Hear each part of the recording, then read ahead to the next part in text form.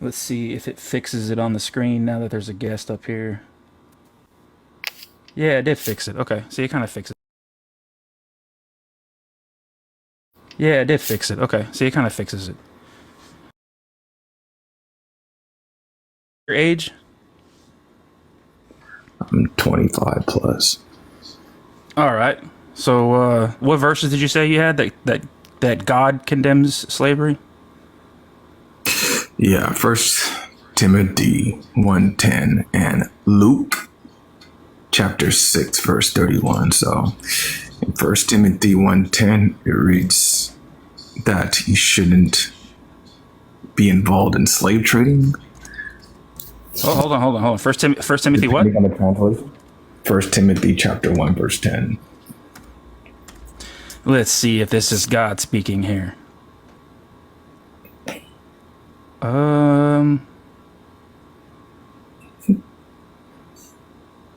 What? Yeah. So depending on the translation, but in the Greek, the word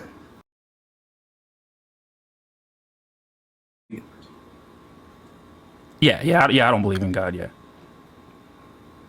that's not my. So if you're doing an internal critique, you have to grant like all the Bible has No, and Christians' interpretation of this. no, because the topic is God condones it. God failed to condemn it. So I'm looking for. We're talking about why Yeah, God condones it. Clearly, where he speaks to Moses yeah. and allows it, but he never like outright condemns it.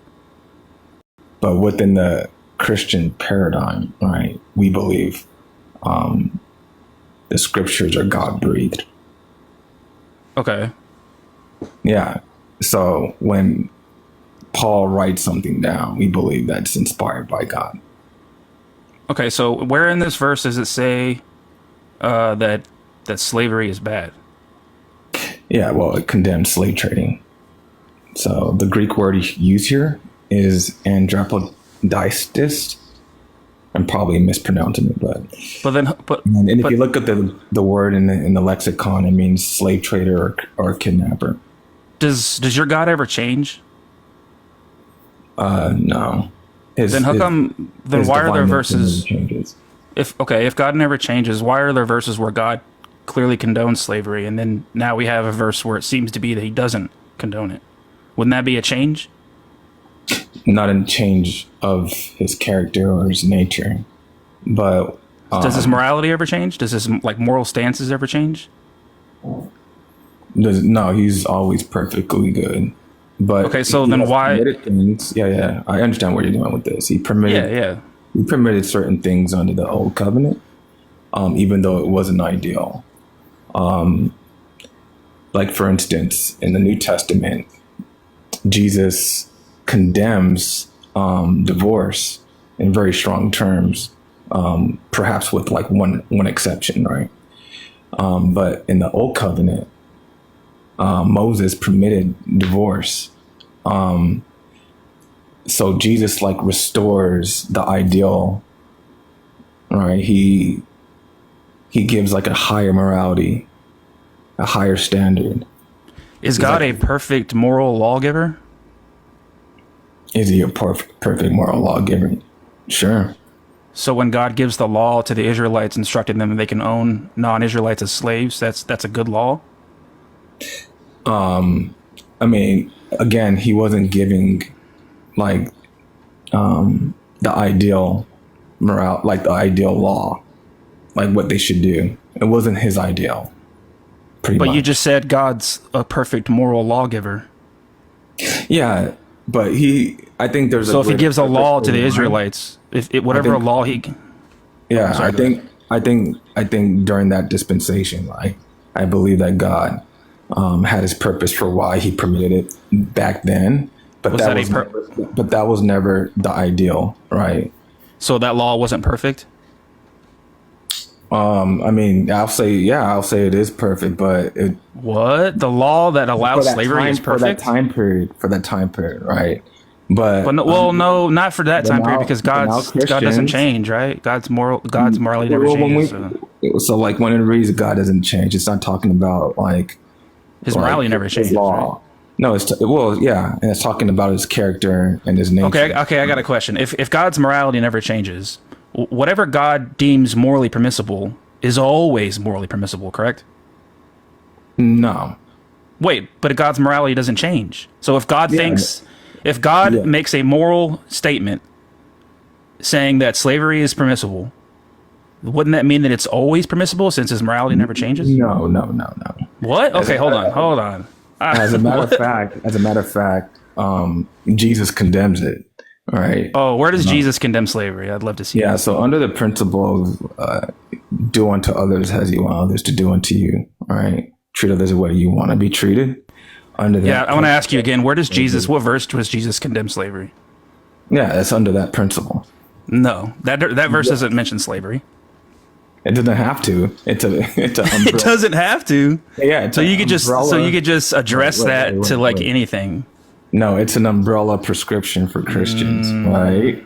If I don't want to be enslaved, right, I'm not going to enslave other people, right? You know, do unto others as you want others to do unto you. What if somebody wants to have slaves? Then They would be allowed to under God's law. To be enslaved.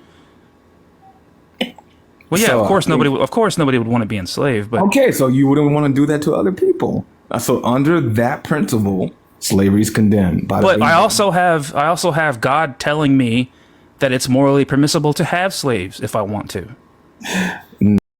No. Come on. You know the verse.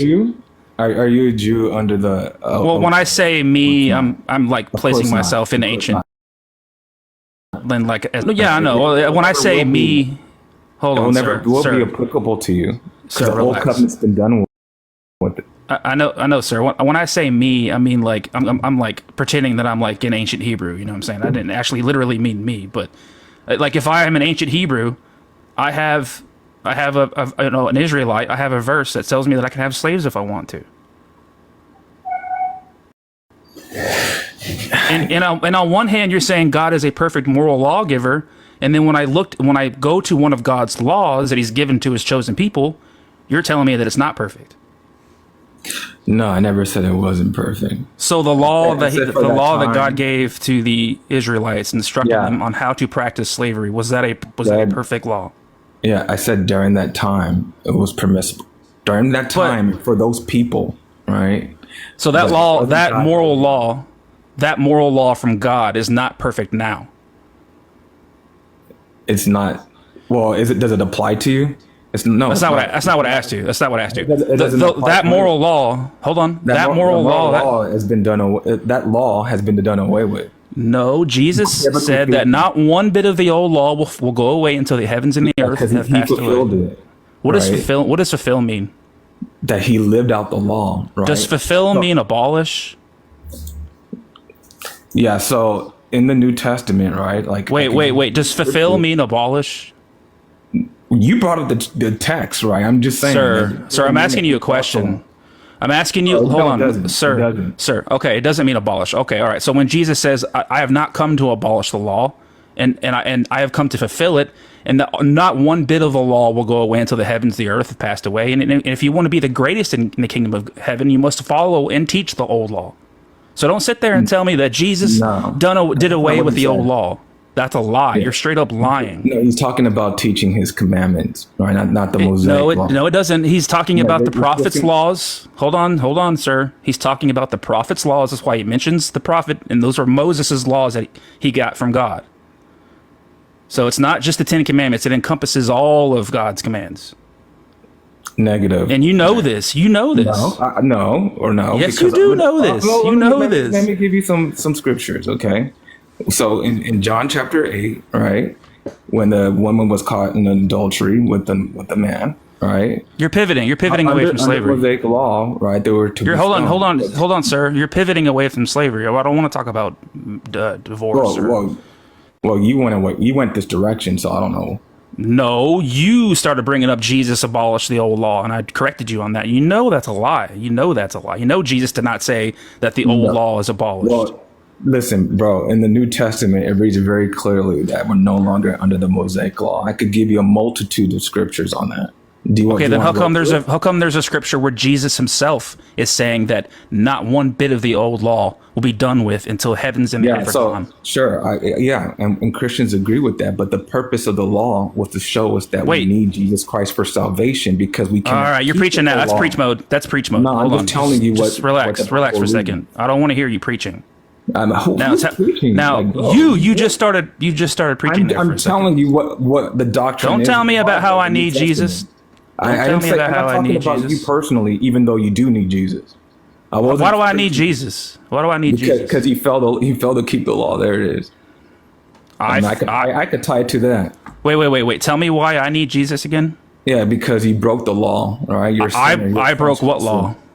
Yeah, have you lied? Yeah, I've lied. Wait. Why is lying? Is lying always wrong? That's a sin. Is lying always wrong? Yep. So it's wrong. What if you lie to save a life? I mean, it's still technically a sin, but it's a good thing that you saved a life. Are you gonna lie to save a life? No, I could do something else. What? Okay, so if you're you've probably heard this. You've probably heard this example before, but let's say you're in 1930s Germany, right? And you've got some Jewish people hiding in your attic, and then, the Schnazis come banging on the door and asking if you have any Jewish people. Are you going to lie, or are you going to say, yes, they're right upstairs, and hand them over to the gas chamber? I don't know. I'll just probably You don't know? I'll get some bread and just stuck it in my mouth. I'm like, oh my gosh, that's crazy, dude. Come on. That's what I'll do. You wouldn't lie. You wouldn't be like, no, there's nobody in my house. No, there's ways to answer people without lying. So wouldn't it be like more I'll slick like that? But they would just be like, okay, we're gonna wait till you finish chewing, and we're gonna ask you this question again. Do you have any Jewish people in your home? Yeah, I'll act like King David and act like I'm mentally ill. That's what I'll do. Oh, okay. All right. Yeah, so I won't lie. Well, what do you think about when God gave a law instructing the Israelites that they're allowed to beat their slaves? What do you think about that? Yeah, again, all right, that's not something that's ideal. But God's a perfect moral lawgiver, right? Yeah, and the permissibility doesn't mean like moral lawgiver. So is this law where you're allowed to beat your slaves with no consequences as long as the slave doesn't die?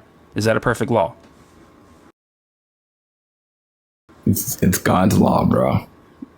Yeah, clearly it's God's law. I'm asking you if that's a perfect law. Again, clearly it's God's law. I'm asking you if that's a perfect law. This is specific for that time period and for that tribe. Yeah, was it a perfect law? Again, every law that. All right, if you're not going to just answer honestly, I just answered your question. I just answered your question. Is it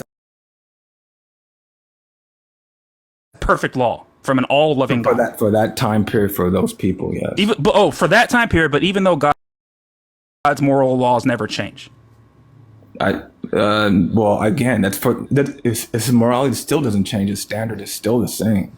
Is God's morality now, under the new covenant, right? He's given his ideal, right? What he really wants from us, right? And God made a mistake. Did God make a mistake when he gave that law? And his standard is to love others as you love yourself. Treat others the way you want to be treated, right? Even if someone hits you, you should turn your other cheek, right? Go the extra mile for someone. If someone has a missing coat, give them your extra coat, right? This is what's in the Bible. Hey, do perfect laws need to be changed, or are they just like perfect? Well, it's not like so much his law changed. It's just that. Perfect laws need to be changed? It's perfect law, right? Do perfect laws need to be changed, sir? I mean, it can change. It doesn't necessarily mean something that's perfect could be perfected upon and expound. Yeah, it can still be perfect.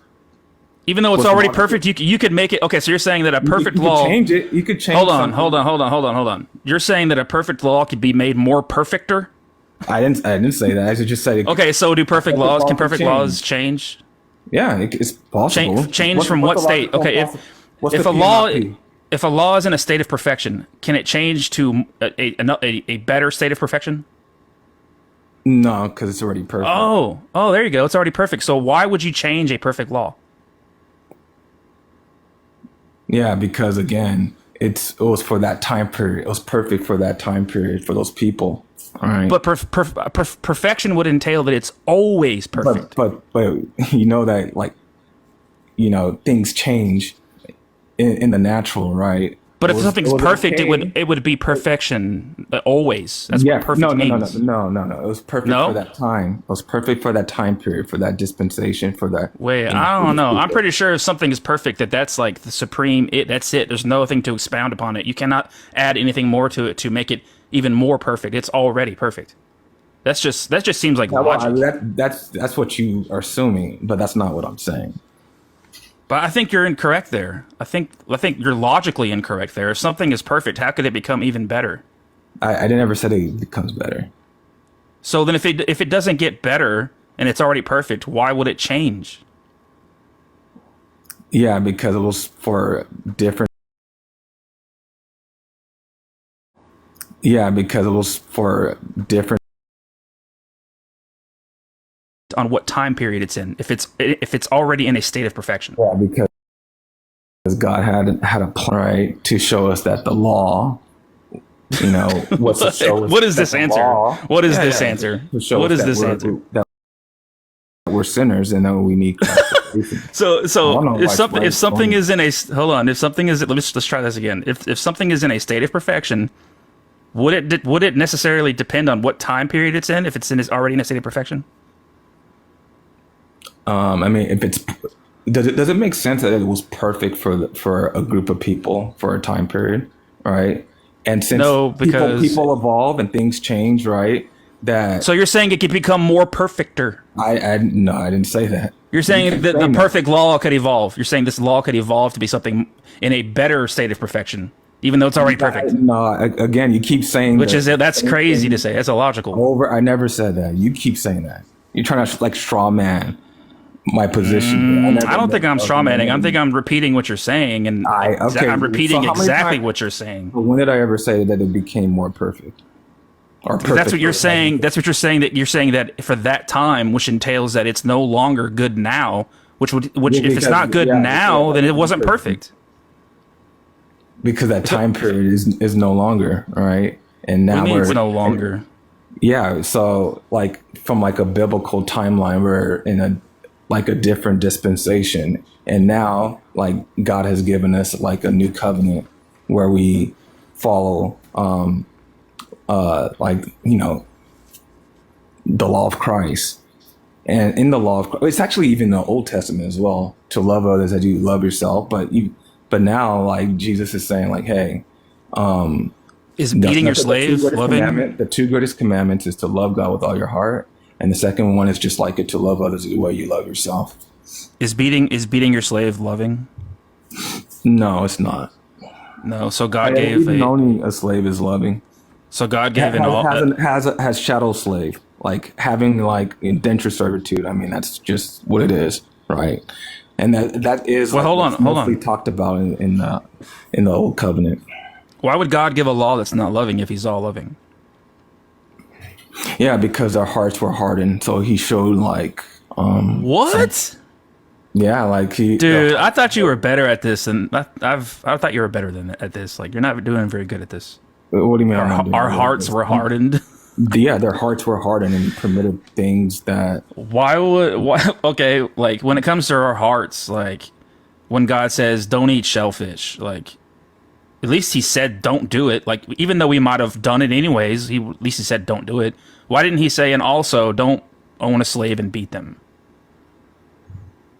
Yeah, because again, He gave them leeway because their hearts were very hard. Okay, but He still said don't do it. Don't do the shellfish thing, right? Even though our hearts are hardened and we're probably going to do it anyways. At least he made the effort to say don't eat the shellfish. Why didn't He go one little tiny step further and say and also don't do this incredibly even more immoral thing, slavery? Yeah, and by the way, for the Hebrews, they were not to like own others as like slaves. No, no, there. Right.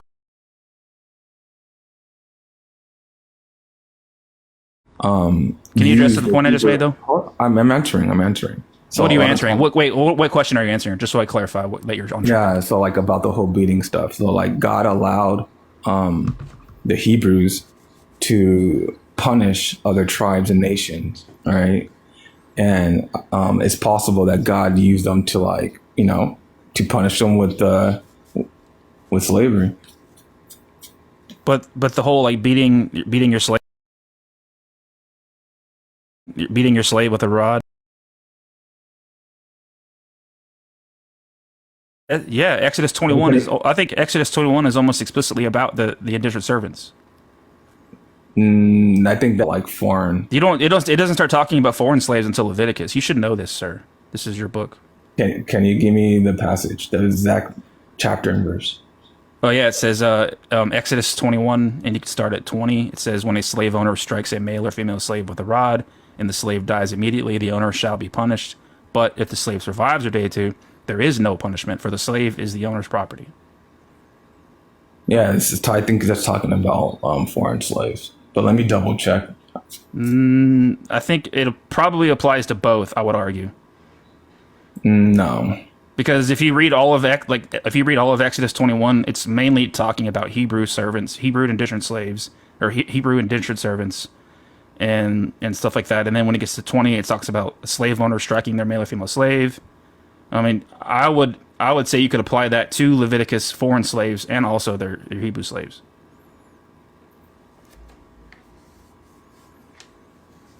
No, I think it's only about.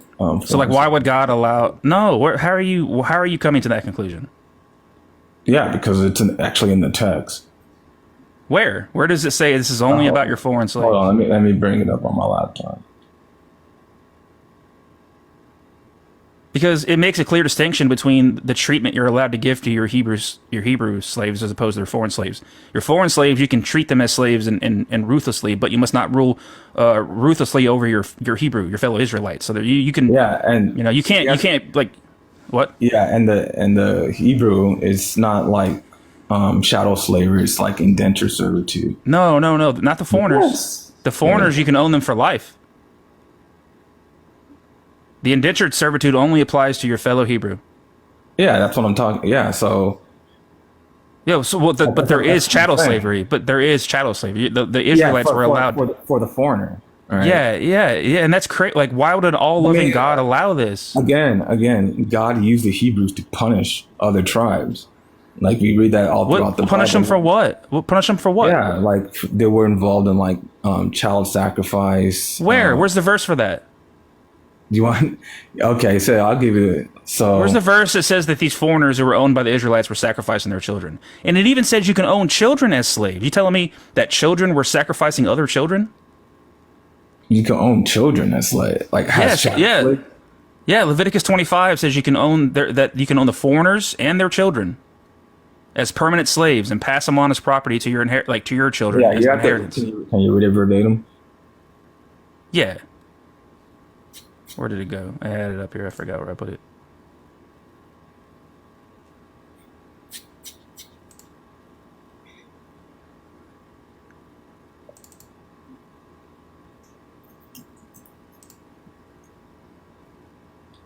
All right, it says, as for, this is Leviticus 25, 44 through 46. As for the male and female slaves whom you may have is from the nations around you, the foreigners, that you may acquire male and female slaves. You may also acquire them from among the aliens that are already living in your land, and from their families who are with you, who have been born in your land. The children who are born in your land, they may be your property. You may keep them as a possession for your children after you, for them to inherit as property. These you may treat as slaves, but as for your fellow Israelites, no one shall rule over the other with harshness. So, like, if you're going to say, like, well, the reason God's allowing these foreigners to be owned as slaves is because they were sacrificing children. What about the children that are being owned as slaves? Well, I mean, you're telling me children were like, you're telling me little kids were sacrificing other little kids? Yeah, well, God will corporately. Yeah, God will corporately punish a nation, just like when he. So what do these foreigners do? What do they do that justifies them being owned as slaves? Yeah, they will do like child sacrifices. Where's the verse for that?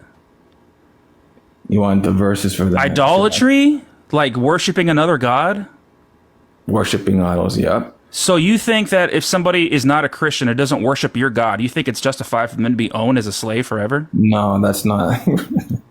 That's under the old covenant. Like, we're not, Christians don't fall. But is that a good thing? When like God, okay, so God clearly thinks here that if you're not worshiping me, then it's justified to own you as a slave. Do you agree with that? I mean, God punishes people the way he wants to punish people. Do you agree with God when he says if you worship another God? If it's God's will and he wants to punish a person or a group of people the way he wants to punish them, then that's his prerogative. I'm asking you if you agree with it. I agree with anything that God does. Anything? Yep. And would you always follow any command from God? If it's actually from God, yes. Yeah, so like, I'll give you a biblical example, okay? Like in 1 Samuel 15:3, God gave a command to King Saul to go into the neighboring Amalekites and unalive all of them and all their babies. So like if God, and that's a command from God, right? And that's a good and righteous command from God, right? You think so? Yeah, so again, God he gives life and he could take life. And if he wants to like take life, then that's on him. Yeah, I just asked you if it was a good and righteous command. I mean, if it's God, he's the judge and he's the creator. I'm not going to. Yeah, I just asked you if it was a good and righteous command. So when I say yes, I say yes. I agree with anything. Yeah. Oh, okay. It is okay. So if God revealed himself to you in a way that you were absolutely certain that it was God and gave you a good and righteous command to go to your neighbor's house and unalive their babies, the same way that he gave a command to King Saul to go into the neighboring Amalekites and unalive their babies. Are you going to follow that law? Are you going to follow that command? That wouldn't be consistent with God under this new dispensation, the new covenant, right? Because God says to treat others the way you want to be treated, right? And God will judge like corporate, like actually. So it's crazy that would you follow that command? Wait, hold on. You didn't answer my question though. Would you follow that command from God or not? I mean, if I was living back then and God commanded me to do that, I mean, that's his commandment. You would go and kill babies if commanded by God. God would have done it some other way if he can't, like, if it wasn't through people, because he judges nations, he judges tribes. Was that a no? I'm hoping that was a no. Was that a no? You wouldn't kill a baby if God commanded you? Is it wrong to take an innocent human life? Yes, it's wrong. So you're pro-life? Well, what are you defining as life? It's just a human being that's living, a human being that's life, that's living. I mean, it's pretty self-explanatory. Yeah. So were those Amalekite babies innocent? Yeah, but can you answer my question? I think you're I did. So what? Okay. So what you're saying? So you're pro-life. No, I would say that I am pro. Hold on, sir. Hold on. Relax a second. Now, I want you you're pro-life. You're pro-life, right? Can you relax for a second? As a pro-life Christian, I would like you to say, I'm a pro-life Christian, and it was wrong when God killed innocent babies. Don't run. I'm not running. I'm not running. You've been interrogating me for like 25 minutes now. So this is not an interrogation. This is just a conversation. So you're not pro-life then? I'm pro-choice when it comes to. You're I think with my moral compass, my moral compass, I think it's acceptable up until the point where the fetus can feel pain. Okay, so you're okay with little babies, little ones, the fetus, which is the Latin for little but one, you are, right? But you are. Yeah, you're okay with little ones because fetus is the Latin word for little one, right? Okay, you're hold okay on. with little ones being unalived, but when God says it's okay, when it's God's choice to do it. So hold on. Are you pro-life? Are you pro-life, sir? In most circumstances, yeah. Okay, so that's like in most circumstances. Okay, but what if God commanded you to kill Amalekite babies? As a pro-life Christian, what are you going to do? If it's God's choice, because I guess you're kind of like God. He's pro-choice. As a pro-life Christian, what are you going to do if God commands you to kill a baby? Well, since like just say no. Just say no. Just like, well, hold on. Just say no. Like, it's God's choice. You should have said no like 10 seconds ago. Why is it taking you this long to say no? Why is it taking you this long to say no? Aren't you pro-choice? So like, I mean, if it's God's choice, then he could do whatever he wants with this life. But the Amalekite babies were newborn, sir. They were newborn babies. Yeah, but it's God's choice. They were infants. It's God's choice. So hold on. As a pro-life Christian, was it good when God commanded King Saul to kill newborns? God's choice. Was it good, sir? Was it a good choice? Wait. It's just that you're such a hypocrite. Was it good? I'm the hypocrite. Yes, because you're pro-life. You're pro-life, and you won't say no. It was bad when God killed newborns. Are against God having a choice to take hold on. life that he has made. I want to get this nailed down right now. As a pro-life Christian, when God commanded newborns to be killed, was that good or bad? Listen, I said I'm pro-life. Was it good or bad, sir? But only in certain circumstances, right? Was it good or bad? Was it good or bad when the newborns were killed? As a pro-life Christian, is it good or bad? All right, look, I'm going to give you one. Look, sir, is it good or bad when a woman unalives a little unborn baby? Sir, I'm going to give you one. I'll answer as soon as you answer my question. I'll answer your question. I'm going to give you one last chance to answer this question. Hold on, stop. I'm going to give you one last chance to answer this question. Okay. As a pro-life Christian, was it good or bad when God commanded newborns to be killed? If it's God's choice, any choice that God makes is good.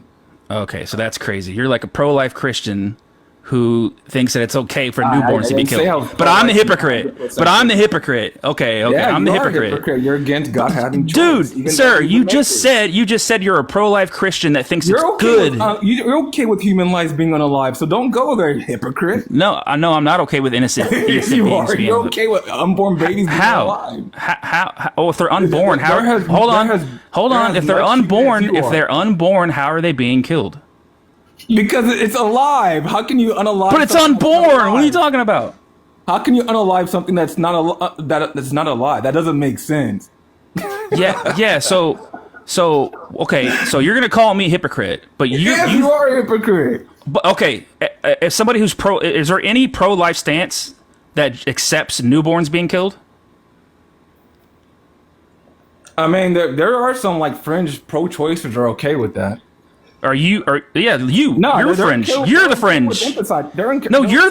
You're the fringe. You're the fringe pro-life. How am I fringe? Because you told me that there is a situation where it is good for a newborn to be killed, even though you're pro-life. If it's God's choice, since you're pro-choice, you should be okay with it because God makes a choice. Why does it entail? Hold on. Why does it entail that because I'm pro-choice that I think it's okay that a newborn is killed? How is that? Draw that connection there. Yeah, because God is the maker and He's the creator. Right? No. Regardless of God. Hold on. Regardless of God. I'm not even let's take God off the conversation for a second. How does it entail that somebody who's pro-choice would be okay with a newborn being killed? I didn't make that argument. You did. You said that it's okay. I think it's okay when God did this too because I'm pro-choice. Yeah, because God is the maker. And how is somebody who's pro-choice okay with God killing newborns? Can you make that connection there? Because He's the maker. He's the creator. All right. What? So therefore, people. Okay, sir. Since He's the maker, I'm gonna be straight up with you. Right? I'm gonna be straight up with you. This is creation, right? Then He should have a choice. With human life, right? Sir, hold on. Just as you believe a pregnant mother, right, should have the choice to unalive her unborn baby. You see the parallels there? I am never ever okay with a newborn being killed. Are you? Okay, so what's the fundamental difference? Are you okay? I'm never ever okay. A newborn and an unborn baby, because an unborn baby is as much as a human being as a newborn baby, right? So why is it okay when God kills him? Well, like for like the millionth time, it's God's prerogative, right? He's the maker. This is crazy. This is crazy. It's crazy that God has the choice to take any life that he wants when he's the creator. Let me ask you something. Did God, before God even created those Amalekite babies, did he know he was going to have to command them to be killed? God knows everything. So God's literally just making babies, being like, here, I'm making you, and I'm going to have to order you to be killed, but I'm going to pop you into existence anyways. Oh my goodness. What? How is that a loving God? Well, I think he's pretty loving, if you ask me. How is it loving to be like, hey, I'm making you, and I know, and before I make you, I know I'm going to have to order King Saul to chop your head off with a sword. Yeah, so this God actually died for you. So that's how he demonstrated his love for you. I mean, I wouldn't die for you. Did he have to die for me? For your sins to be forgiven. He had to? And atoned for? Yeah. Oh, so God's limited. Okay, got you. No, God is not limited. Oh, so he didn't have to. In order for, well, he didn't have to die. Oh, but you just said he did. You just said he had to, though. But no, in order for your sins to be atoned for. So wait, did God have to kill his son for me or not? Well, first of all, God didn't unalive his son. Did God have to kill himself for me in order or not? Did God have to kill himself for me or not? Another error. Nah, Jesus didn't unalive himself. Did God? Oh, Jesus is not God. Jesus is God, but he didn't unalive. Okay, so Jesus is God. Okay, fine. Did Jesus kill himself for me, or did he have to? Did he have to do that for me? This is sad. All right, well, hold on. Let me. Okay, I'll read. Okay, I'll reword it different. I'll reword it so it's not. I think you're doing this deliberately. What did God? Did God have to sacrifice his son for me? Is that a better way of putting it? Yeah. So, in order for your sins to be atoned for, right? God had to be. Oh, so he's limited. He's limited. Gotcha. Okay. Yeah, no, God. Well, you just said he had to do something, which implies in order for your sins to be atoned for. Yeah. So if he had to do something, then he's limited. No, that doesn't mean he's limited. All right. But he had to do something. He didn't have to unalive. You're just being so disingenuous right now. I'm answering your question. I think you're being disingenuous. I think you're trolling. Okay, define unlimited. Define like unlimited, or like would you agree that unlimited is like synonymous with all powerful? Yes, God is omnipotent. Okay, define omnipotent. Omnipotence. Yeah, all powerful. Meaning what? You can do anything, right? No, that doesn't mean that. Well, anything logically possible. Yes, and anything that's not against his nature. Okay. And as somebody who's omnipotent, do they have to do anything? No, they don't have to do anything. Oh, okay. So God didn't have to die for me. Or Jesus didn't have to die for me. Yeah, I agree. But he chose to do it. Okay, well then this whole time you've been saying Jesus had to do it. And that's this whole time, for the past 4 or 5 minutes, you've been saying that Jesus had to die. Yeah, again, you're attacking this. Like I never made that argument. Chat, put a 1 in the comments. I don't think you pay attention. Put a 1 in the comments if Jamal this whole time has been saying that Jesus had to die for me. And now he's saying that no, he didn't have to. I never said that, bro. You're disingenuous. Put a 1 in the comments, guys. I'm live streaming this. I'm gonna post this on YouTube. Don't worry, Jamal. It's a bunch of your own fan base on your side. A bunch of Christian phobes, atheists. Christian phobe. You're an atheist phobe. You're an atheist phobe. Listen, atheists aren't going to hurt you, sir. Don't be scared of atheists. Christians aren't going to hurt you. As a matter of fact, you should thank Christians. Christians make the world better. Well, I've had literally dozens and dozens and dozens of Christians on my live streams in the past tell me that they would unalive me, unalive their children, drown their children, whoever, if God commanded. Christians, and I think. Oh yeah, says. Well, how do you know? How do you?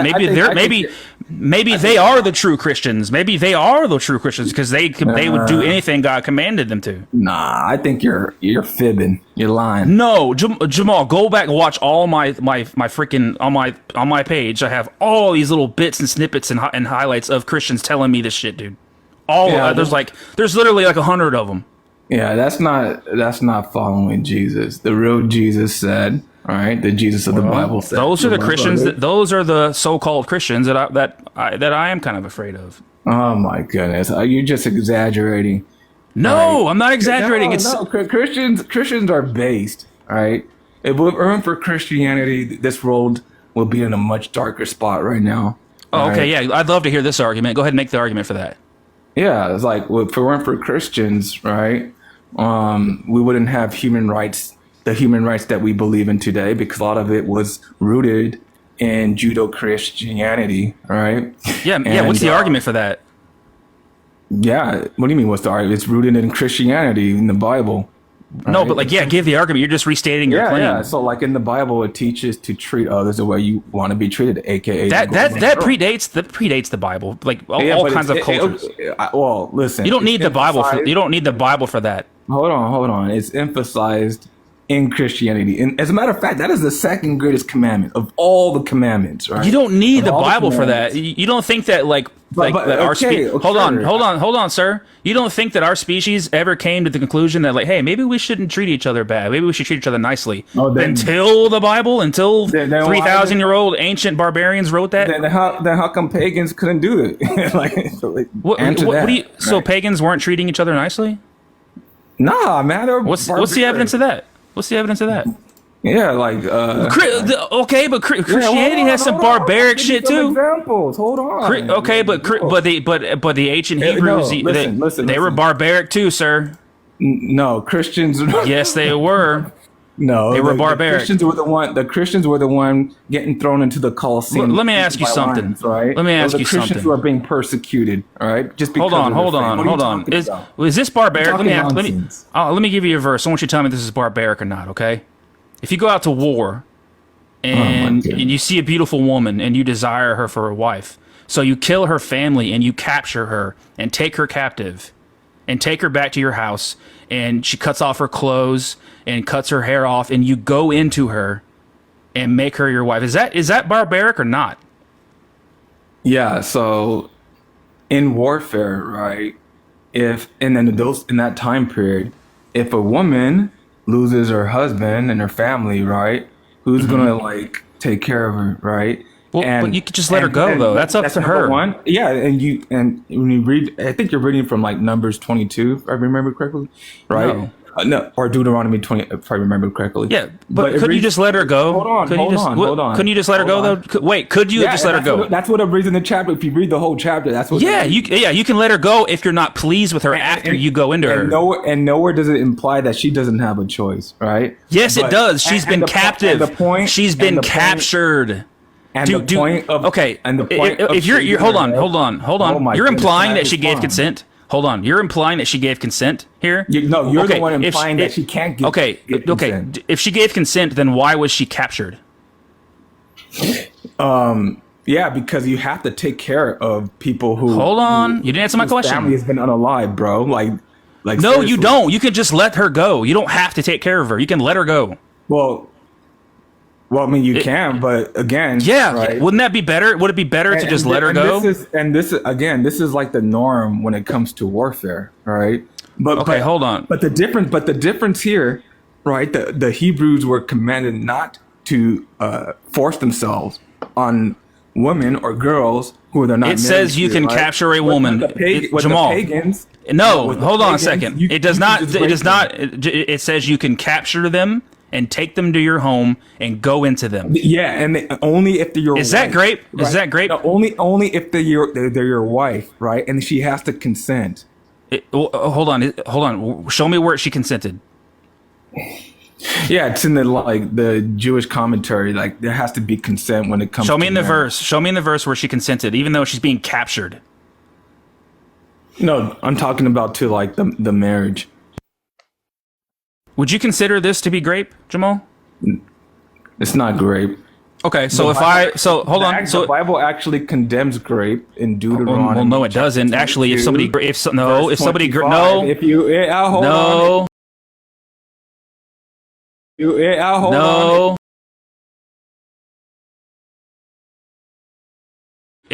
a woman's grape, she's forced to marry her rapist.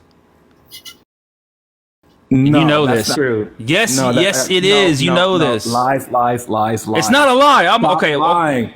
Yeah. Okay, I'm gonna pull up the verse. I'll pull up the verse. You're talking about Deuteronomy chapter 22, I'm gonna pull up 28 and 29, right? When you read and what does it say? Hold on. When you read the Hebrew, right? The word. Do you speak Hebrew? Tafas is used, and it's a weaker verb form of like handle, right? And do you speak Hebrew?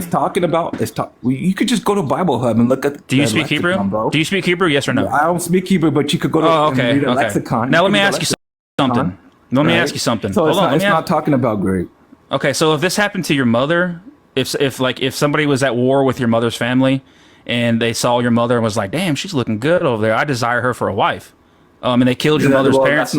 That's not permissible. Again, well let's read the verse. Let's read the verse. Let's read the verse. That's the reason why they had their head shaved. Let's read the verse. And the nails clipped, so there won't be any kind of lust when. Hold on. Let's read the verse.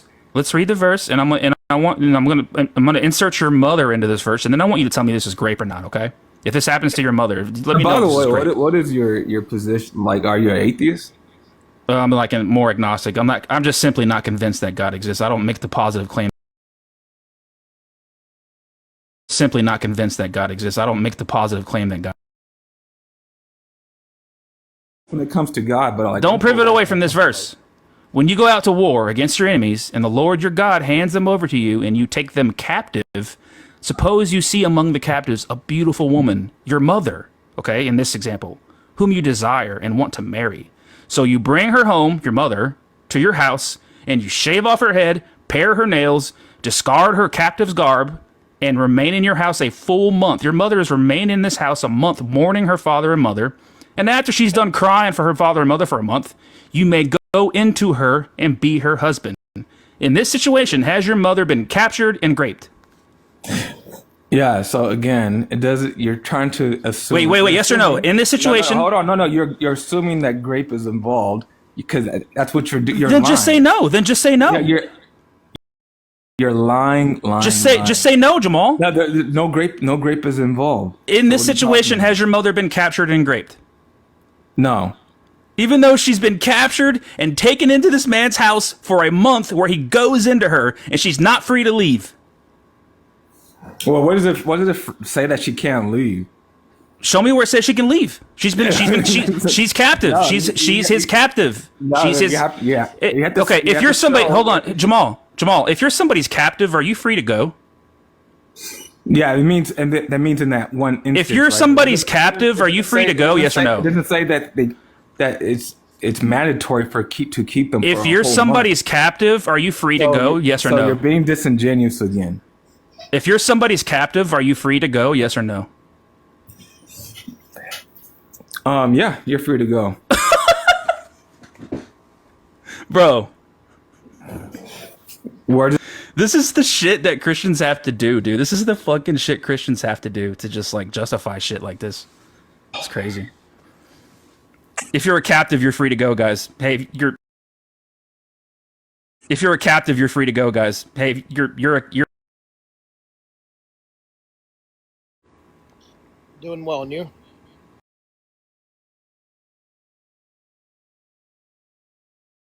Can you provide me one verse prior to Exodus 20, anything in regards about God today? Wait, you're kind of breaking up a little bit. I can kind of hear what you're saying. Can you come closer to your microphone, or? Yeah, can you provide me one evidential scripture that God condones slavery prior to Exodus 20? Why is that relevant? Well, because it destroys your whole logic that God condones slavery. Can you show me one verse where God condemns slavery after Exodus 21? Sure, yeah. How about the abolitionist movement?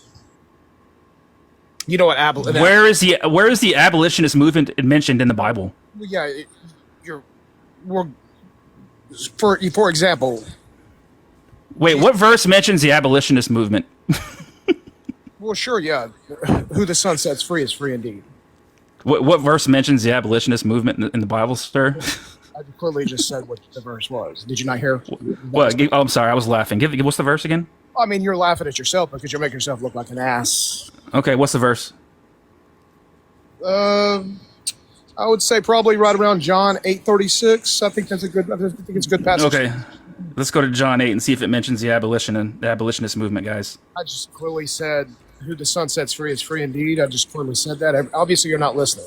Oh, so it doesn't mention the abolitionist movement. Well, just like the previous guest, you're inserting a verse that's not there. So What verse did I insert? What verse did I insert? You're inserting a phrase that's not there. So What phrase? grape. Oh, okay. Well, how would you define grape? Let's start with that. It's irrelevant how I would define grape. No, that's important. We have to define our terms. No. You need to define your terms. Okay, grape would be. You're inserting a text that's not even there. You said you may go into her text that's not even there. You said you may go into her. I'm literally reading it right here. It says, discard her captive's garb and remain in your house a full month, mourning for her father and mother. After that, you her and be her husband. I just clearly said that. There's no verse that indicates grape. You may go into her. What would you... Meaning, universal phrase in a universal term. You don't know what that means. You don't know what the author is implying. So you're inserting a text that's not even. Mother would be. What happened to your daughter? Let's not use my mother. Let's use your daughter. Yeah, if this happened to. Well, okay. Let's take it. How about you? How about you? It's not about me. It's your life. This is about you. Don't make. Well, I'd like you to answer the question. If your daughter, would you consider your daughter to have been captured and raped in this scenario? Because I'm not inserting a text. You come back to your microphone, sir. We can barely hear you. I said because I'm not inserting the. Come back. We can barely hear you, man. I clearly said because I'm not inserting the phrase "great." That changes the whole paradigm because what you're doing is you're assuming the text says "great," but it doesn't say that. Okay, so then how about you? Why don't you just say no? How come you don't just answer the question? I literally did. So if this happened to your daughter, you would not have considered your daughter to be captured and raped. Well, again, you're inserting a text that's not there. Is that a yes or a no? I'm sorry. You're not. You're pivoting away from your own answer. Is that a yes or a no? If that happened to your daughter, would you consider your daughter? Where does it say that the war bride was great? Where does it say that? Is she okay? Well, let's establish some parameters here. Okay, is she free to go? Where's the pivot? Don't pivot. You don't even know that you're not using that in the right time. We're still talking about the same verse here. Is she free to go? No, what you're doing is you're pivoting to another topic. What I want you to No, I'm not. I'm trying to define what you think grape would be. We know what great means. Don't play stupid, dude. We know. Okay, if somebody is not free to go, a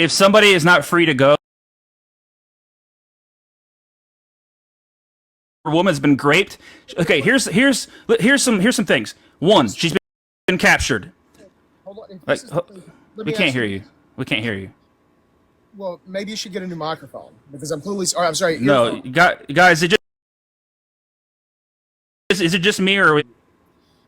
So here's the. And it wouldn't be my microphone; it would be my headphones. I said phone. Well, I said microphone at first, then I changed it to earphones. Whatever. It's okay. So here's one thing: she's been captured, and number two, she's not free to go. And then he goes into her. Is that great? Answer this question. Okay. So I can barely hear you, dude. I'm just gonna move on. Come back when maybe send another guest request. Try to come back up. Maybe it'll fix it. If you're using Bluetooth, maybe turn the Bluetooth off. And just use your actual phone microphone, maybe, or if you're using headphones or Bluetooth, turn all that off and then come back. So yeah, number one, she's been captured. Number two, she's not free to go. You know why she's not free to go? Because she's been captured. She's a captive, and by definition, captives are not free to go. They're literally captured. Okay, and then if somebody goes into you and goes into her while she's not free to go, while she's under captivity, I would consider that to be grape. I don't know about you, but maybe let's see if the audio is better now. Can you hear me now? Kind of. Then it's your earphones. I'm speaking. Are you just using your phone? Do you have anything plugged into your phone? No, I don't. You're not using Bluetooth at all? No, I'm not using Bluetooth at all. Yeah, I don't know what's going. What kind of phone do you have? Well, I have an iPhone 16. Yeah, I don't know what's going on. Maybe your hands covering the bottom of your phone, or no, it's your earphones probably. No, because it's not just me. Everybody's saying they can't hear you. I don't see what the issue is. Can you hear me now? That was a lot better. Whatever you just did, that was better. Gotcha. Okay, so again, there you go. Okay, so what you're doing is you're inserting a phrase that is not even clearly in the indication of what the text is. Now, I will grant you the universal expression of going into her. I will grant you that. But what you're looking for is not. Well, let's just use some context clues. Well, no, let's use some context clues. Well, the context clues is not going to prove anything. Okay, well, how about this? How about let's just take... See, you're running away from the initial... No, hold on, sir. Running away from the initial relax. Jordan, relax. It's going to be okay. No, you're the one that needs to relax, my dude. You're running from the question. You're running away from the initial question. Hey, man, everything's fine. Just chill out, dude. Just relax. In your worldview, it's not fine. Now, let's just, not even talk about the Bible for a second. Let's just say that, take God out of it, take the Bible out of it. Let's just say that a woman's been captured, and she's a man's captive, and that while she's under his captivity... he goes into her. Would that be grape? The question? Yeah, a woman's been captured by a man, and while she's in his captivity, he goes into her. Would that be grape? Well, I see what you're missing is the quarantine. She's quarantined for a month. Well, no, I'm not even talking about the passage. Hold on, Durden. Hold on, Durden. On, bro. Okay, you've got to be trolling right now. No, literally, you're missing the point. The point is, Durden, stop. We're not even talking about the passage or the Bible or God right now. I'm just asking you. Dude, I'm asking you. Literally, if a woman's walking down the street in Hollywood, a man captures her, and she's in his captivity, and then while she's in his captivity, he goes into her. Has that woman been raped? No. No. No. No. No? Because we don't know. We do not know what took place. Oh my God! You could. Okay, so if your daughter is walking down the street in Hollywood, how about your daughter? How about your daughter? Yeah. Okay. How about your son? Fine. How about your son is your son's walking down. Yeah. If in that scenario, my entire family, if anything happened to anybody that I know and that happened to them, I would be like, yes, that person was clearly captured and raped. We don't know what really took place. Oh my fucking God, this is insane. No, what's insane is the fact that you're inserting something that's in the text is not even there. No, I'm not even talking about the text right now. I'm not even talking about the text. You literally are. No, I'm asking you about a woman in Hollywood. I'm asking you about a woman. I'm asking you about a woman in Hollywood walking down the street. Dude, she's been captured. You've been arguing by example, which is a very poor demonstrative answer. Sir, let's hold on. Maybe I'm getting a little upset here because this is just obviously madness. So. Yeah, okay. I apologize for that. But listen, if your most dearly beloved person you know in your family is walking down the street in Hollywood and a man captures them, and while they're in this man's captivity, they go into them, is that person being raped? I don't see how again, there's two confessions here. Okay. Jesus fucking Christ.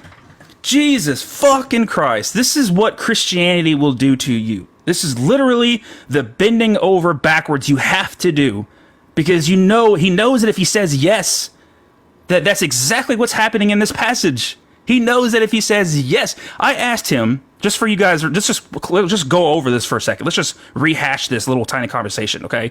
I asked him if a woman was walking down the street in Hollywood and a man captured her, and while she was in his captivity, he goes into her. Is that grape? He said no.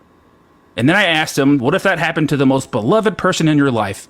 His first words were, we don't know. We don't know. Dude, you literally bent yourself so far over backwards that your feet are in your back pockets. That's how far over backwards you've bent. That's crazy. That is crazy. I need to take a break for a second. Just give me like 30 seconds, guys. This is insane.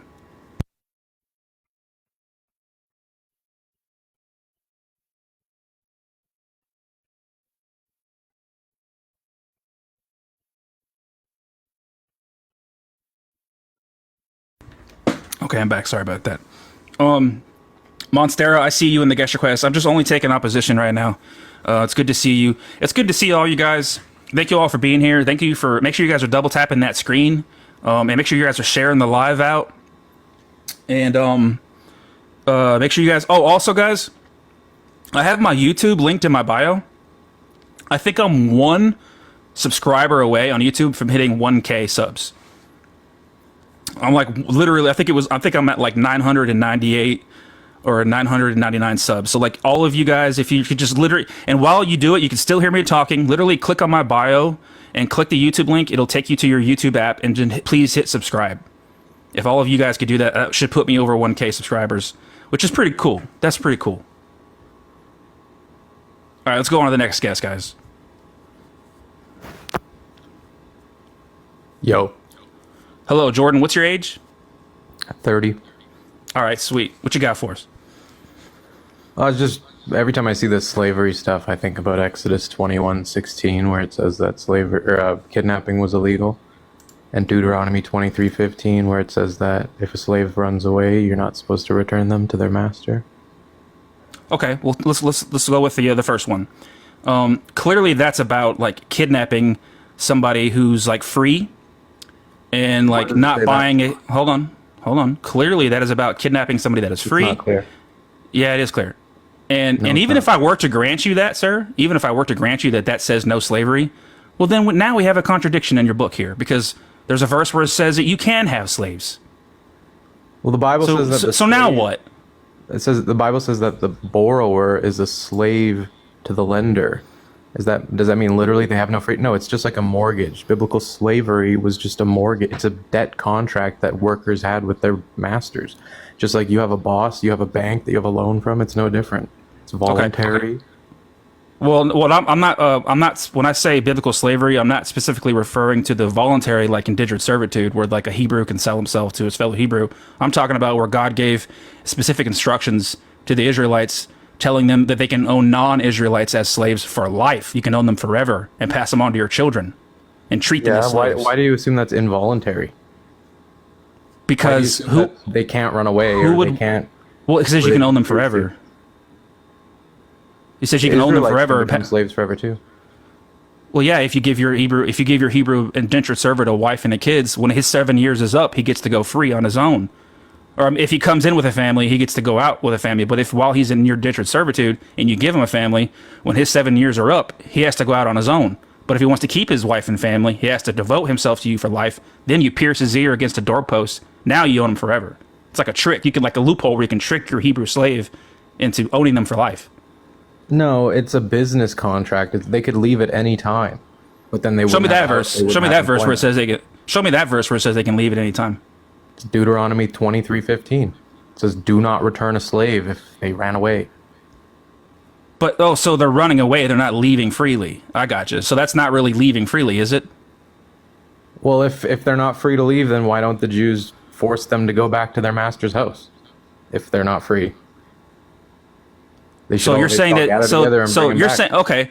So let's look at this logic you're running here. You're saying that they are free, but they have to run away. Even though they're free, they can run. They have to run away. Sorry, walk. It says, if a slave has taken refuge with you, do not hand them over to their master. Why would they take refuge if they're free? Wherever they like, in whatever town they choose. Do not oppress them. Why? Well, yeah, that's for the fellow Hebrews. But I'm talking, like I said, I'm talking about the foreigners, the non-Israelites. It doesn't say. It doesn't say your fellow Hebrew. It says if a slave has taken refuge with you, do not hand them over to them. It doesn't say that your fellow Israelite. It doesn't say that, and it actually says treat the foreigners among you as.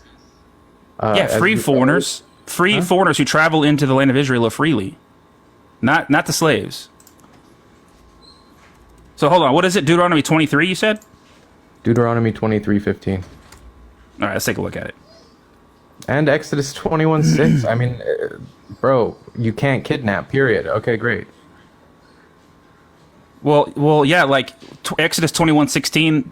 Like a lot of biblical scholars argue that that's saying you have to go through the proper channels of buying a slave. Just like you can't steal a car, but you can buy a car. The same way that you can't steal a slave, but you must buy one through the proper legal channels. You cannot kidnap somebody and it's about kidnapping. Like you can't take one like unlawfully. You have to lawfully go into the foreign nations and buy a slave. You can buy them, but you cannot steal them. When the Lakers bought Luka, does that mean Luka's a slave? Does he own for life, and can he be beaten with a rod? He can go to prison for life if he commits a crime. Are you? Yeah, that's you don't like different. Punishment? Do you think they're just arbitrarily beating their slaves for no reason? Well, show me the verse that says that you're only allowed to beat your slave if they do something bad. It's implied because the people aren't. It's dumb. implied. Yeah, nobody in the Bible says just beat people randomly. That's insane. Well, yeah, the Bible says. Okay, if you beat your slave on with a rod on their back and the slave doesn't die, what happens to you? I don't know. Is it Nothing? justified? Nothing happens to you. You know why? Because you're allowed to beat your slave. Allowed to beat your slave.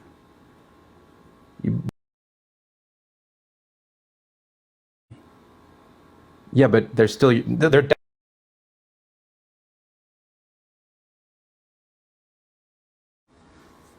No, if you respected the person, if they were truly your neighbor, you wouldn't beat them on the back with a rod. we lock people in prison. We execute people today, bro. Like, what world do you live in? But those people have People get committed punished. crimes.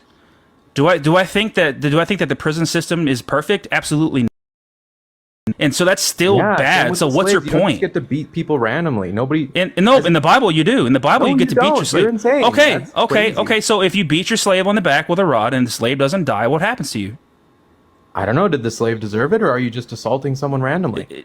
It's your property. It says whenever a slave owner strikes a male or female slave with a rod and the slave dies, immediately the owner shall be punished. But if the slave survives, there is no punishment, for the slave is the owner's property. Yeah. So there's this thing called context, right? There's also other laws that prevent abuse, like love your neighbor as yourself, right? Like that means there. But you that's can't just referring go to your beating people neighbor. at will. That's you know how that, insane you're this sounds being right so now? disingenuous. You're being so disingenuous. That's clearly talking about You your think the neighbor, Bible's saying, sir. you can just go beat people at random. You're That's crazy. The Bible doesn't That's say like that. goo goo No, gaga you're BS, straw manning bro. me. You're straw manning me.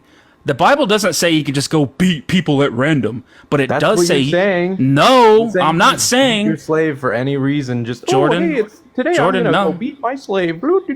Okay, yeah, you are allowed to beat your slave. No, you're Jordan. not. You know that, That's right? dumb. Okay, show me the verse. Show me the verse that says what? Show me the verse that says you can allow Love to your beat your neighbor slave. as yourself, bro. I already showed Yeah, you. your neighbor is somebody who's living freely next to you, not your No, slave, it's not your not. property.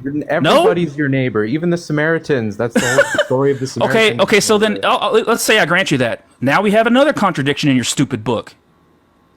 Oh, and you're so smart, right? You're smarter than the Bible. Okay, go ahead, teach us. Well, yeah, I am smarter than the Bible. The Bible thinks sure that you the earth. The Bible thinks the earth is flat. The Bible thinks that donkeys can talk and that virgins can give birth, sir, to ghosts. And you think when we die, nothing happens? No, I And you're a didn't. genius? I don't know what happens when we die, but yeah, I'm Yes, you smarter have than the no long-term Bible. plan, and that makes you smart. How does that entail? How does that follow that? Because I don't know what happens after we die, that I have no plans. Well, I think smart people plan ahead, right? But if you don't even Yeah, know I have what's coming, you don't even know plans. where I you're have going, plans you're and- completely lost. No, I've got goals. I've got ambitions. I've got plans. No, I've your got all goal kinds. is the dirt. You have a one-way What? ticket to the dirt right now, bro, and that's it. What? My goal is You to have no vision. You have no sight into the future. What- You have no okay, plan what's long-term. your vision? Heaven, bro? Heaven? You just want to be like, you know what the Bible says that you do in heaven, right? The Bible literally says you just get on your knees and bow down to God for eternity. That sounds boring yeah, as what fuck. verse is that? It's in Revelation somewhere. That's in Revelation. Oh, yeah. But that sounds boring as fuck, doesn't it? No, actually, there's free food, free rent. It's a giant city. We're immortal. We don't have to suffer anymore. There's Can you- righteous government. It Can actually you sounds amazing. I don't know what you were reading. can you do anything you want in heaven? No, you can't sin. Oh, so you're like a robot? That sucks. What, do you love sin? You want to go like stabbing people? Oh or, fuck like, what? yeah, What's your fuck problem with yeah! I that? love sin, bro. I fucking sin. I sin it up every day. No, I sin it up as I'm not surprised. like, oh yeah, I'm a huge sinner, dude. Sin is like, dude, it's awesome. You should try it sometime. So sin is harming people purposely, right? So that's No, what you do, no. you like to hurt people. No, sin like is a it. religious concept that only applies to the religious people. No, I've never the law is I've never based on sinned the in. golden rule: love your neighbor as yourself, right? So if you're not doing that, That's not even from the Bible. That's selfish. something that comes from before the Bible. You don't even need the Bible for that stupid shit. No, but God's law in heaven will be based on. Oh, you want to talk fairness. about God's law? Let's talk about God's law, okay? Let's go over one of God's laws here, all right? Okay. Yeah, so like one of the laws that like this loving God thinks is like totally fine to do is like you can like go out to war with people And like after you kill them, like you can capture their young virgin daughters and keep them for yourselves. And then like you have to give some of those young virgins to God because he likes some of that young virgin stuff too. Right. So you think that was you just assume that was involuntary too? Wait, I'm sorry. What'd you say? You just assume that was involuntary too, because it says you set the women free if after Are you telling me that young virgin girls can consent? Yeah, of course. That's so gross. That's so gross. I mean, how young are you talking? You didn't. That's gross. Why do you always assume the negative? Is that just How young are we talking? Your life is you just assume the worst about everything. You assume the worst about the Bible. You assume the worst about my comment. What else do you assume the worst about? I assume the worst about Christianity. It's a red flag. Yeah, so you got something way better going. So when you die, nothing happens. What else? Tell me more. Wait, let me ask you something about what I should. Oh yeah, I'm gonna teach you something. I'm gonna demonstrate to you right now how Christianity is a red flag. All right. Okay. Is every command from God good and righteous? Yeah. Okay, so like when God gave the good and righteous command to King Saul to go and kill all the Amalekite babies and newborn infants, that was a good and righteous command. Yeah. Okay. Well, wait, the Amalekites, the babies, I don't think they were slaughtering. Well, yeah, that was the command to go and kill the Amalekite infants. It was literal. I think it was just. It was a military conquest. It wasn't. So it was a metaphor. Yeah, I think they were just saying like even if they're young soldiers, what is it metaphor? No, it says newborns and infants. And and they were driven out. I mean, bro, Gavin Ortland has a good video. I don't believe that they were slaughtering babies. I think it literally says to wipe them out. It says to completely wipe them out and utterly destroy them and all their infants and babies. Then why are there tons of Amalekites later on in Scripture? Because King Saul disobeyed God and didn't kill them all, and then he was punished for that. But hold on, you're distracting me. If God revealed himself to you in a way that you were absolutely certain that it was God, and gave you a good and righteous command to go to your neighbor's house and kill their babies, would you follow that command? No, that's crazy. Oh, so God can give bad commands. Wait, no. If I proved it was like it's like if Jesus was Hitler, would you still follow him? Like, no, I guess. No, that's why I asked you. That's why I asked you. Question. Well, I asked you if God revealed himself to you in a way that you were absolutely certain that it was God, and he commanded you to go to your neighbor's house and kill their babies. Would you follow that command? No, I wouldn't. But there's a lot of things God tells me that. Well, and I'm actually glad to hear you say no, but now you're saying that not every command from God is good and righteous. Now you're saying no. I would say no to that. You're basically saying if God did something obviously evil, would you think he's good? Like, okay. Well, according to you, God can't give evil commands, right? You just said every command from God is good and righteous. Yeah, right? But that's not God's command. You just made that up. That's your command. No, that's biblical. God gave a command just like that to King Saul. He gave the command to King Saul There's to a go lot of and context you're missing. Oh, what's the context? Go ahead and give me the context. Well, they were driving wicked people out of the land. That's the whole thing with the babies. The babies were wicked. No, I don't think the babies were killed. I think when it says, what do you mean you don't think it says they were killed? No, it says that word "moot" is referring to the nation. They're destroying. No, it says that they killed the babies. Yeah, I know that's what it says, but it's an expression. You don't believe it? I don't believe it's literal. So wait, so like Genesis 1:1, in the beginning, God created the heavens and the earth. Is that literal or metaphorical? I mean, literal, I guess. Oh, how convenient. When it comes to God being all lovey-dovey creating heaven, that's literal. But when it comes to God commanding babies to be killed, oh, that's metaphor. Metaphor.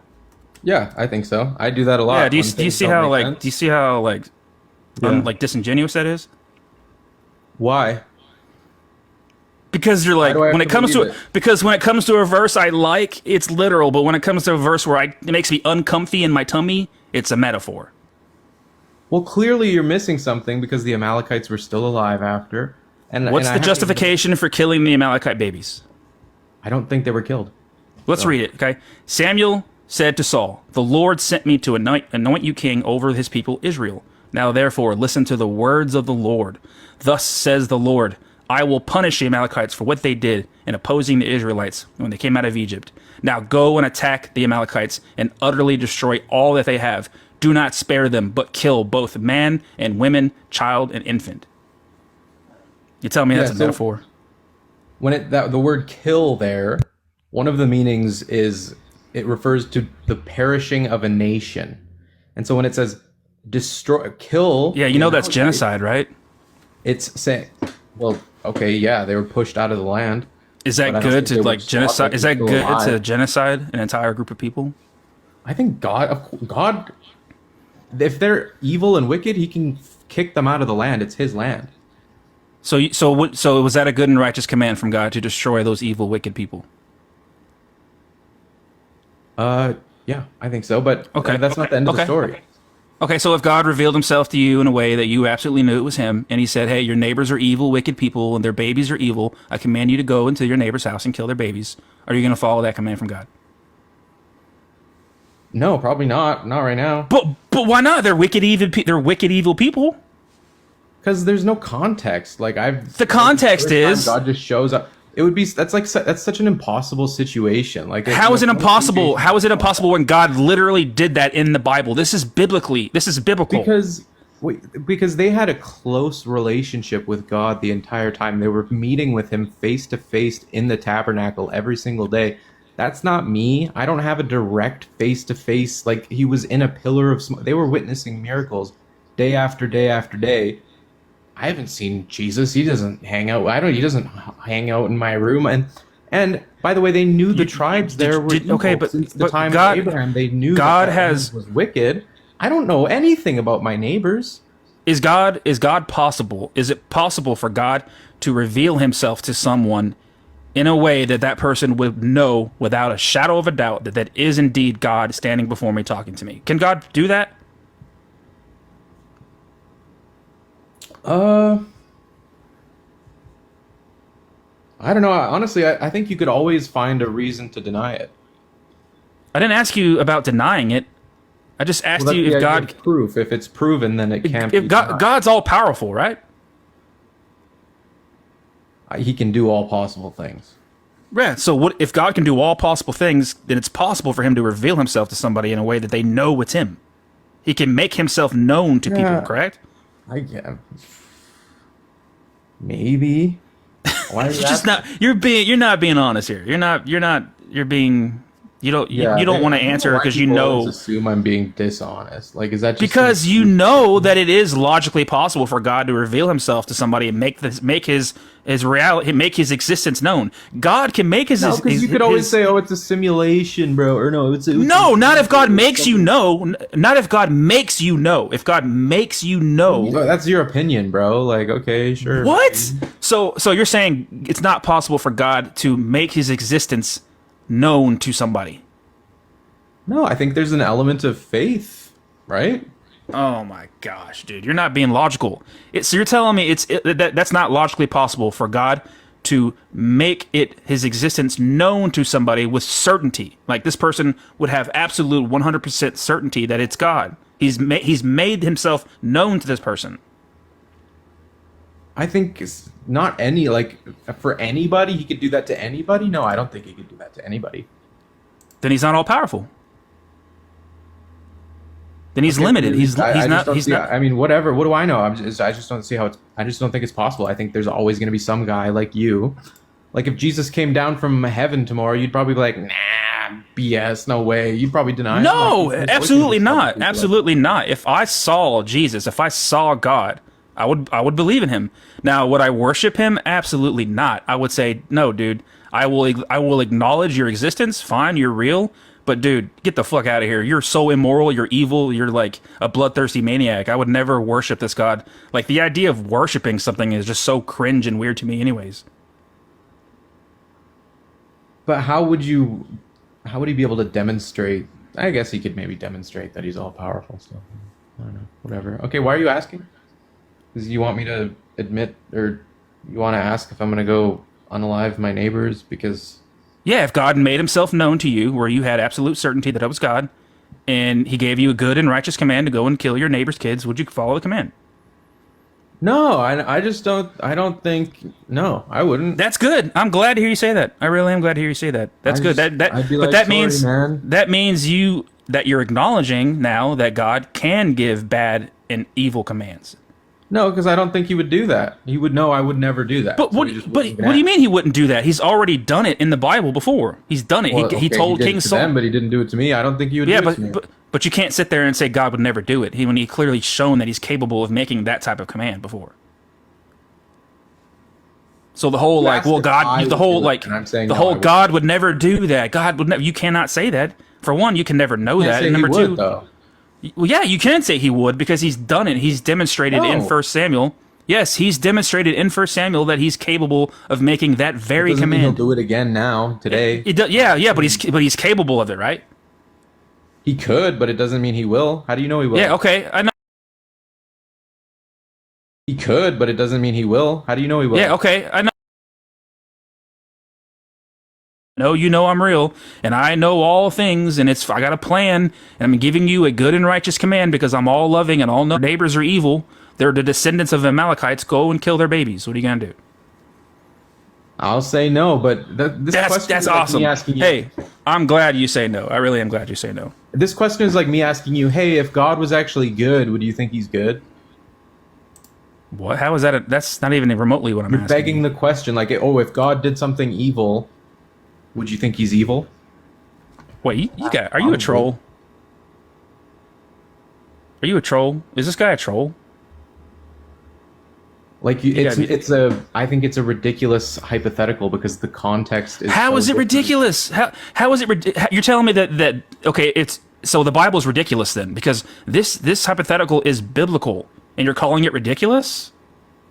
Jesus wasn't a warlord. It was totally different. When Jesus came, it was like love your enemy. Before it was an eye for an eye. There was a huge shift in the storyline of the Bible. Is Jesus God? Yeah. And if Jesus is God, then he's the God of the entire Bible, right? Yeah, but we're called to be humble sheep, so he wouldn't call me to be a lion. So if Jesus is God, then he's giving this command in 1 Samuel. This is Jesus commanding the little babies to be killed. Yeah, but I'm not in pre-Jesus time. That was it. That was for a different time. He wasn't telling the Israelites. Oh, so it was only good then. It was only good telling them then. to be warriors, but now we're not warriors. So it was only good then. Warriors now. It's We not don't even good. have a government. There's no Christian government. They had a failed, horrible attempt at a kingdom under David, and it went corrupt. It went horrible. But now we don't serve. Like, you're missing. We're going to heaven now. We're not trying to create an earthly. Dude, heaven sounds boring as fuck. And so we're not trying to have earthly victories. That's not what Christianity is about. That's not what Jesus. We're not trying to win the world and conquer cities. We're trying to go to heaven. That's what it's about. So for Jesus to command me to do that today makes absolutely no sense. But God would be like, look, I know this doesn't make sense to you, but I'm above all logic. I'm above all sense. I know what's best for you, and I'm telling you, I'm making myself known to you. That would never happen. How is it insane? It's biblical. You just explained it, bro. Because It's that's not biblical. what we're doing anymore. It's way different. This is biblical. How can you say it's insane when it's literally in the Bible?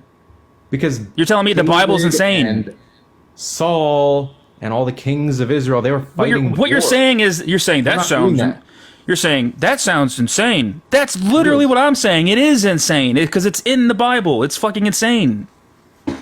It is insane. But how can you, as a Christian, say that that's insane? You're telling me God did something insane? It wasn't insane back then, but it's insane today. Oh, so it was good back then, but not today. That's what you're saying. Yeah. Does God's morality ever change, or is he perfect? Does his morality ever change? No. Okay, so if God thinks something is good then it's good always, right? No, because context matters. So are you saying that God's morality does change? No. Okay, so if his morality never changes and he says that this is what I want you to do, this is a good thing to do, this is good and righteous, then it's always good and righteous. Well, he said it was good then. Back then, when he said it was good, it was only good then. He knew it was So only then good. so then you're then God's not always good. Prove it. That's what I'm asking you. That you're making the argument that God is not always good because you're saying it was good then, but it's not good now, which would imply that it's not always good. That doesn't mean that God isn't always good. Or the same good. That doesn't mean his morality. Okay, if God is always good, then that command is good always. No. Dude, be logical No, here. There's a If time God for is war, there's a time Jordan, for joy, there's a time for laughter, there's a time for everything under the sun. Just listen. Okay. Just think It's all about it for a second. preordained. Think. It was always the Use your plan. brain, Jordan. Use your brain. If God is always good, then everything He commands is always good because He's always good. Yeah, but right? just because it was good back then, no. It's that's good not- always. If God is always if God is always good, then everything He says is always good. God never said that leading armies was always good. He only said it like Does God only? Okay, how about this? Does he never God said it was only? always good to lead an invasion. He never said that.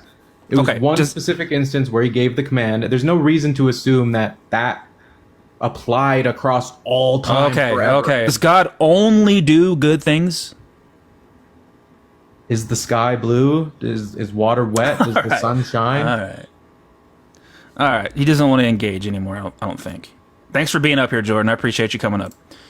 All right, guys. Make sure you're double tapping the screen, everybody, and make sure you're sharing the live out, and also make sure you're clicking the follow button. It's good to see you all, guys.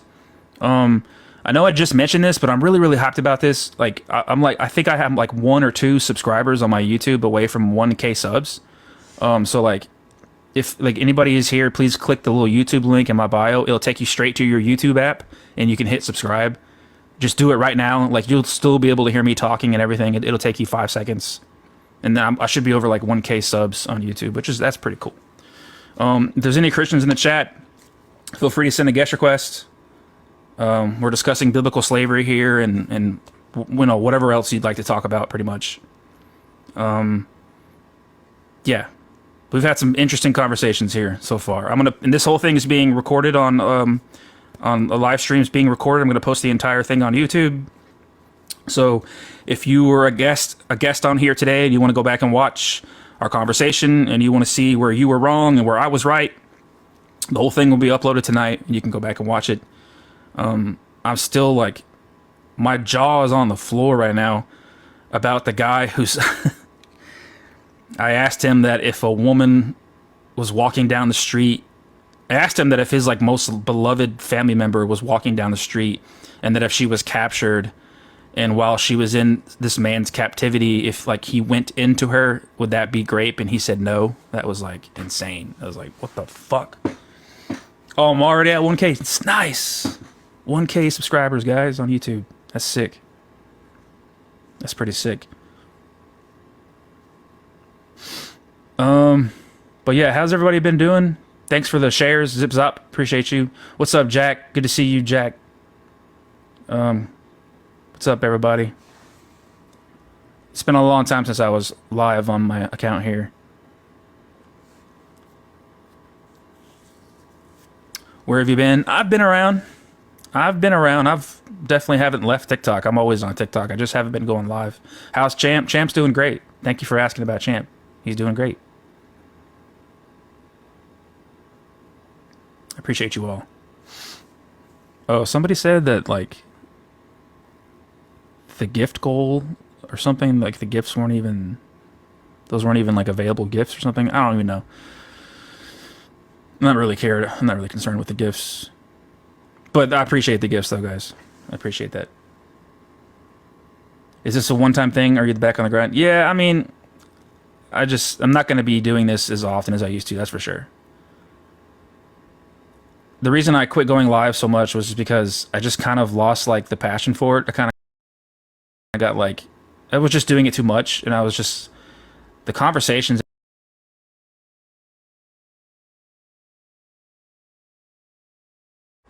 they say some crazy shit.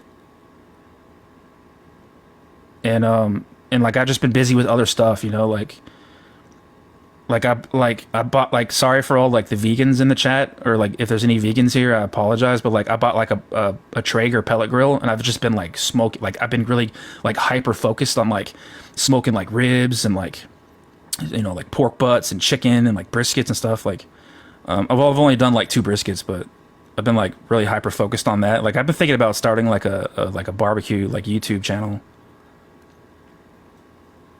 So I've been doing that, like a lot of that, like just working and like just like relaxing on my off days and like barbecuing, and like I just haven't been like hyper focused on going live on here anymore.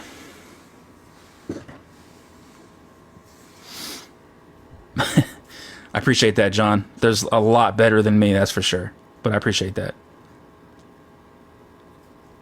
Make sure you guys, I mean, I know most of you here are already like following like my favorite TikTokers, but like go follow Justin, Deconstruction Zone Justin, go follow Joyful Apostate, Joel Reads Bible, go follow Mezzo, guys. I know you guys probably already follow all those people.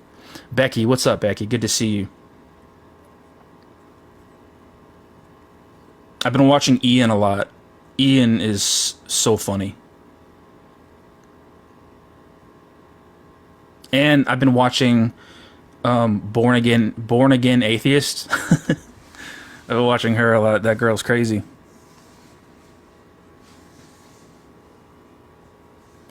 But all right, guys, I don't think we're gonna get any more guest requests in here. I think the live's kind of stalled out here. I've had like 4 or 5 conversations, maybe like 3 or 4 conversations.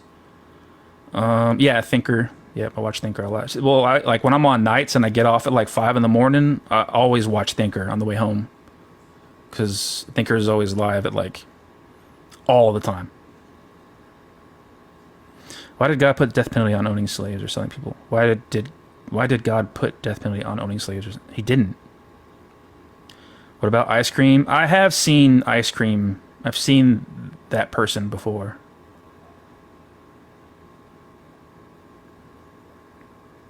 Skits loves God. I was doing that last night, Becky, on Crystal J's live stream. I was up there with Joel and Joyful.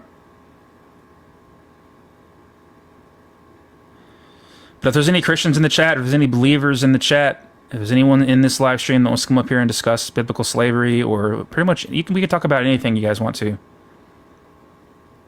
But yeah, there's nowhere in the entire Bible where God condemns slavery. Like, there's an entire list of things that God says, like, you cannot do this. I do not want you to do this. Slavery is not on that list. Slavery is on the list of things that not only does God say you can do it, but he gives very specific instructions on how to practice slavery to the Israelites. It's clear as day. And is that to be expected of a all-loving, all-knowing being? Like an all-knowing God, wouldn't God know that, like, the damage and the pain and the destruction and like the trauma that slavery would cause? And if you're all loving and you know that that's going to happen, why would you allow that practice? You can argue, well, he's not okay with it, but he allows it, sure, but like, that doesn't make sense that an all-loving being would allow something that would cause so much harm.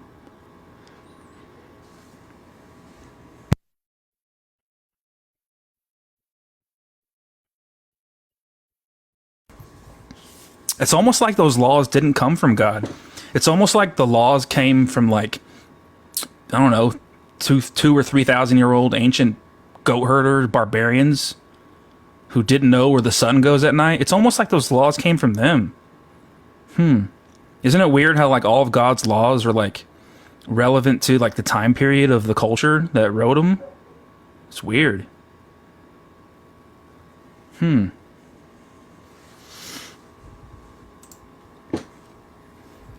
Thinker got banned. Oh, is that why I haven't been seeing Thinker? None of that disproves anything. Yeah, sure. I guess it doesn't really disprove it, technically. Sure. Fix the filter? What filter?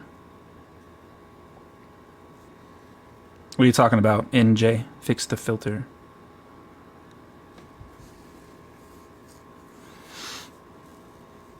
Slavery is wrong. Yeah, I agree. And I like, it's so funny when people are like, oh, but they're still slaves today. slavery still happens today. Yeah, and that's still wrong. What's your point? It's too strong, too many words are filtered. Oh, in the comments, I have no idea how to, I don't know. I'll check that out, like, when the live's over, I guess. But like that's got to be the most common response to people. Like, well, slavery still happens today. Yeah, that's still bad. Like, what's your point?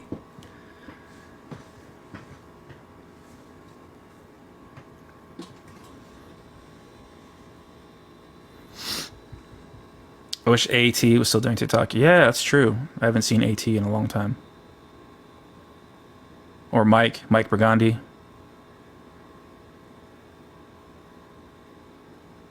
He still goes live every now and then.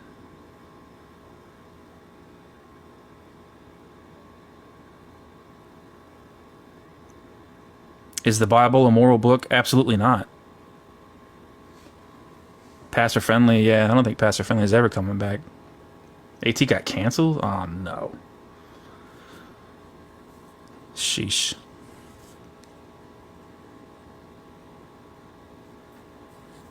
Jesus stopped walking on water after the crucifixion. His holes in his feet kept leaking. Damn.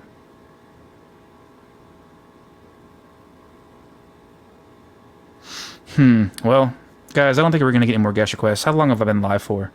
Been live for... I don't even know. Like, maybe a couple hours?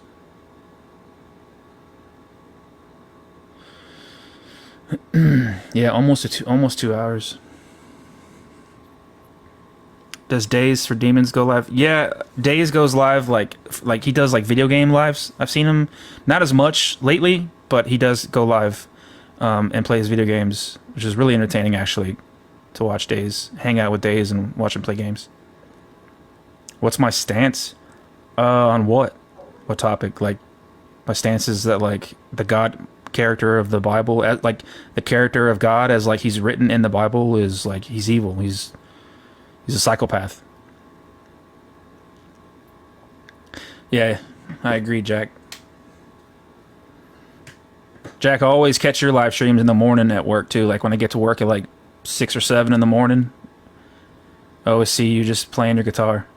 It's probably, I don't know what, it's probably like afternoon for you, like in the afternoon for you.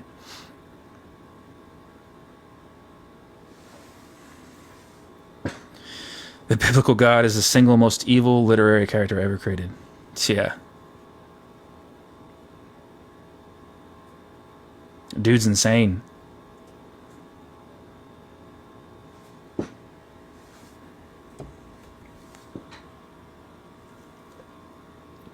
Well, all right, guys. I think I'm just gonna call it here. But if you're just joining, or like if you've only seen a little bit of the live stream, I'm gonna upload the live stream tonight. It should be up in a few hours if you want to go back and watch it. And if you were a guest on here and you're still here in the comments, if you want to watch our conversation, you can go back and watch it. We had Jamal on here earlier. I haven't seen Jamal on here in a long time, and all of a sudden, I guess I recognized the voice immediately.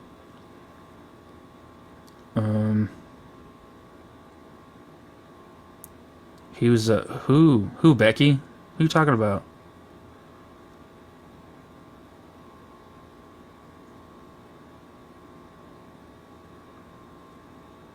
Jamal? Who's Jamal? AJ? I don't know who AJ is. Jack. Jamal is like this guy who used to be like on TikTok like all the time, like just completely like disrespecting women, and like I think she means AT. Are you serious? No. Oh my fuck.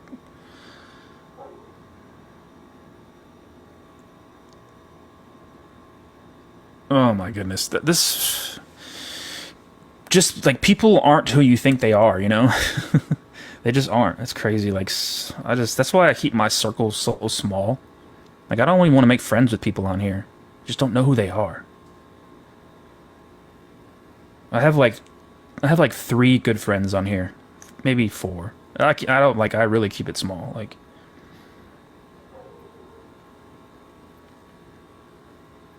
that's crazy.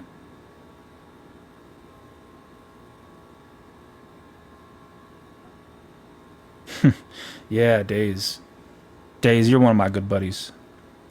Days is legit. All right, I'm gonna hop off, guys. I'm gonna hop off. It looks like it's slow right here. Hey, what's up, Mark? Good to see you, Mark. Where have I been? I've been around. Yeah, I seen the whole thing with Harry. Like, it's kind of shitty to be doing that. Like, if you're giving like people like, if you're lying to multiple people, like giving false hope, like it's kind of shitty. All right, guys, I'm hop off. I'll see y'all later. Thank you so much for being on here. Thanks for watching, guys. Thanks for the gifts, everybody. I really appreciate the gifts. And thanks for being here. Thanks for watching. Thanks for hanging out with me. It's good to see you all. And I hope to be going live more in the future. I really do. And we used to be crazy back in the day. Remember, guys? We used to be some crazy shit back in the day. We used to have like crazy live streams. Shit was wild back in the day. Today it was pretty crazy. Guys, if you want to, like, I had some crazy conversations today. Like, somebody said, like, something about my live streams just bring the fucking crazy out of Christians, and it's true, man. Like, I listen to other live streams, and I'm like, yeah, that's, like, some of them are pretty awful, but when I get on, I swear people just fucking... You were talking about, like, just flat out saying, like, no, that's not grape, like, when it clearly is grape, like... All right, peace out, guys. Make sure you subscribe to my YouTube, guys. I just hit 1K subs on YouTube. Hit the link in the bio and subscribe to my YouTube. See you guys later.